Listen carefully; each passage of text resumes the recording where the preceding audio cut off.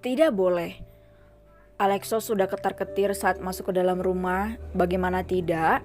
Bahkan bentuk es krim saja dia tidak tahu dan tidak pernah mendengar. Beruntung pada saat berada di supermarket, dia bertanya pada kasir di mana keberadaan es krim yang disebutkan istrinya itu. Alhasil semua es krim olahan jagung dia beli, entah yang mana yang cocok, Alexo tidak tahu. Hani, sudah datang? Mana es krimnya sini? Alexo melangkah mendekat ke arah istrinya dengan gugup, takut salah. Ini tapi, dengan ragu Alexo menyodorkan bungkus kresek ke arah pria.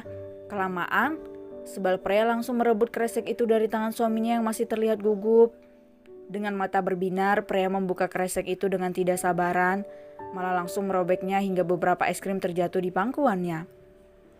Dengan semangat 45, pria memakan es krim sambil tersenyum manis ke arah Alexo. Sedangkan Alexo hanya tersenyum melihat istrinya yang lahap memakan es krimnya. Rasa bersalah itu muncul kembali. Sesederhana itukah membuatmu tersenyum? Batin Alexo. Bagaimana dulu ketika mengandung si kembar sendirian, sedangkan dirinya tidak ada di sampingnya? Alexo berjanji kali ini dia akan melakukan apapun yang membuat pria bahagia, sekalipun mencari ke ujung dunia apapun yang diinginkannya sebagai penebus kesalahannya dulu. Pria mendekatkan es krimnya ke arah mulut Alexo membuatnya tersadar dari lamunannya. Hani, Alexo menoleh ke arah pria. Tidak mau.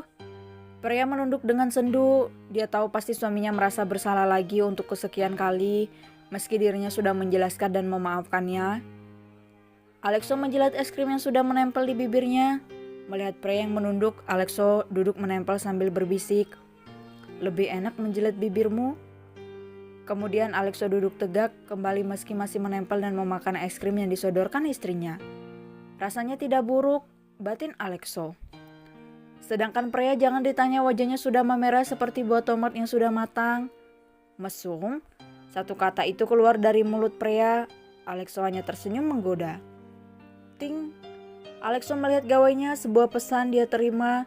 Setelah membaca dia pamit untuk ke ruangan kerjanya.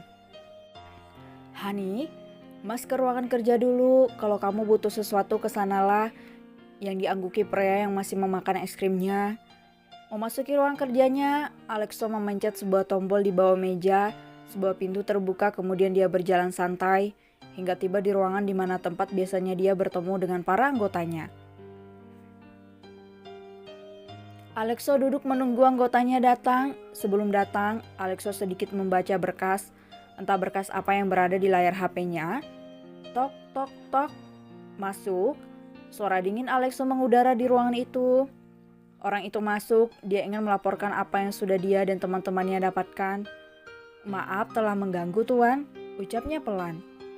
Laporkan saja apa yang kalian dapatkan, tidak usah basa-basi, ucap Alexo dingin. Tuan, mereka berasal dari kelompok snacker. Mereka meminta bantuan dari kelompok mafia di negara lain, yaitu dari Jepang. Namanya masih belum kami ketahui.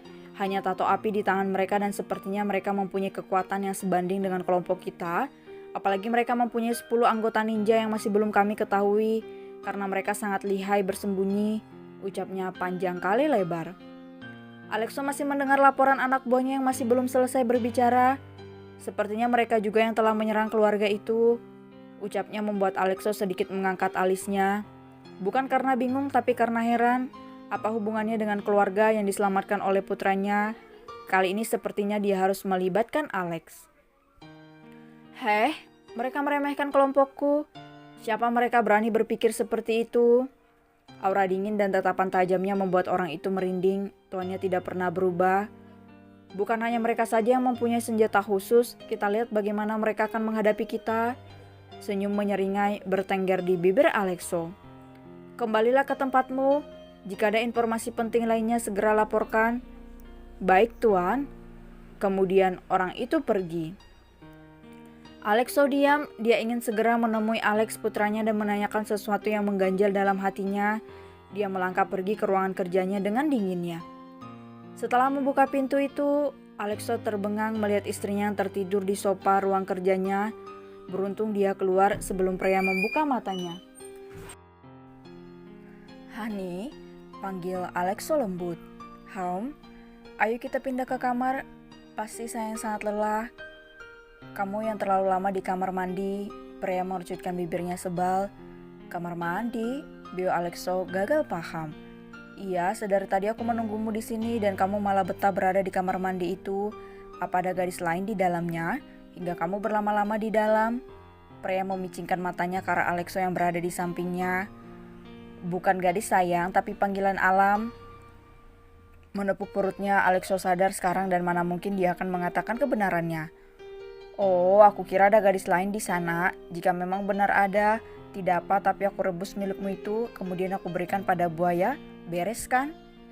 Ucap pria santai, sedangkan Alexo sudah shock dengan ucapan istrinya itu. "Tenang saja, Hani. Hani adalah gadis satu-satunya, tidak ada yang lain."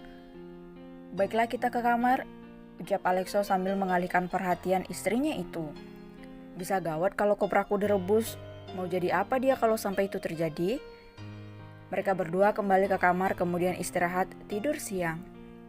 Sore hari, Dedi sapa keduanya melihat Alexo duduk di sofa ruang tamu sambil menghadap ke arah laptopnya.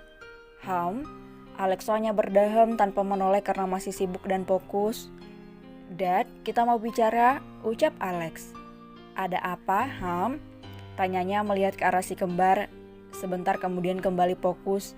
Mereka berdua duduk di depan Dedi mereka. "Dedi, Lexa mau ikut juga berlatih seperti kakak," ucap Lexa langsung sambil menunduk tentunya. Alexo yang masih fokus pada pekerjaannya menghentikan kegiatannya, kemudian menoleh ke arah si kembar. Lexa yang menunduk dan Alex yang terlihat biasa saja mendengar perkataan Lexa. "Tidak boleh," tegas Alexo. "Dad, Dedi bilang tidak ya tidak," sentaknya. "Aku benci Dedi," teriak Lexa kemudian pergi dari ruang tamu dan kembali ke kamarnya. Karena baru kali ini Dedinya menyentak padanya, karena selama ini pria tidak pernah sekalipun menyentak meski sedang marah sekalipun. Alexo menghela napasnya pelan melirik ke arah Alex yang wajahnya sama dinginnya dengannya. Sebenarnya dia tidak mau Lexa dalam bahaya karena rasa sayangnya lebih kepada Lexa.